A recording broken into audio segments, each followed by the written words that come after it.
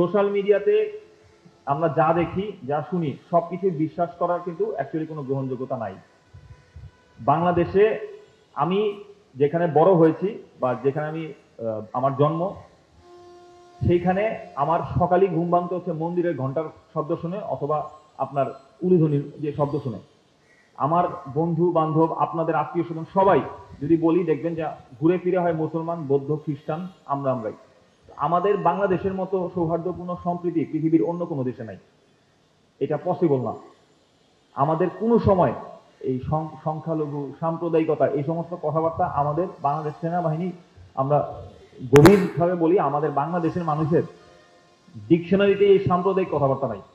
But আমরা এই যে কিছু মহল নিজস্ব কার্যগুলি চরিতার্থ করার জন্য এই ধরনের মানে সিচুয়েশন ক্রিয়েট করার চেষ্টা করে যে উনি হিন্দু, উনি মুসলমান, উনাকে এইভাবে অপমান করা হলো, উনাকে এইভাবে ইয়ে করা হলো। এই জিনিস ব্যক্তিগত শত্রুতার জের ধরে কেউ যদি কোনো কার্যবলী সম্পাদন করে ওইটাকে সাম্প্রদায়িক লাইনে প্রবাহিত করতে চায়, এটা কিন্তু একটা গর্হিত অপরাধ। তো আমাদেরকে বুঝতে হবে, ঠান্ডা মাথায় চিন্তা ভাবনা করতে হবে কেন সিচুয়েশনটা হলো, কি কারণে হলো। বাইরে একটা ঘটনার রেশ আমার এখানে যদি না পড়ে, সেই জন্য আমাদেরকে সবাইকে সজাগ দৃষ্টি রাখতে হবে যাতে কোনোভাবেই বাইরে একটা ঘটনা করে আসবে এটা আমাদের এলাকার মধ্যে সিচুয়েশনটা খারাপ করবে। নো, এটা আমরা হইতে দিব না।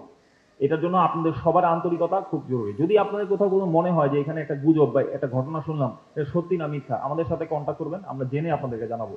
বা কেউ নিজের হাতে আইন তুলে নেওয়া, একটা কমেন্ট করে দেওয়া, একটা মন্তব্য করে দেওয়া, একটা সিচুয়েশনকে গরম করে দেওয়া, এরকম যাতে আমরা না করি, এই জিনিসটা কেউ মাথায় রাখবেন। একটা সুইপিং কমেন্ট, আমি একটা জিনিস জানি না, একটা জিনিসের দেখে একটা কমেন্ট করে দিলাম, বক্তব্য দিয়ে দিলাম, বা একজন পাগল বা অপকৃত ব্যক্তি বা একজন ব্যক্তি কোনো ধান্দার মধ্যে এসে একটা কথা বলে আমাকে উত্তেজিত করে দিল, আমি ওনার সাথে ঝগড়া বিবাদ সাথে লেগে গেলাম, সিচুয়েশন কিন্তু চেঞ্জ হতে সময় লাগবে না। এই জন্য আমাদেরকে একটু ধৈর্যের সাথে মানসিকতার সাথে এগুলো মোকাবিলা করতে হবে।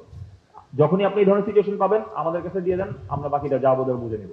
বা কোনো অবস্থার পরিস্থিতিতে আমরা যাতে কাউকে সুযোগ না দিই যে মিথ্যা গুজব বা কোনো কিছু রটানোর জন্য।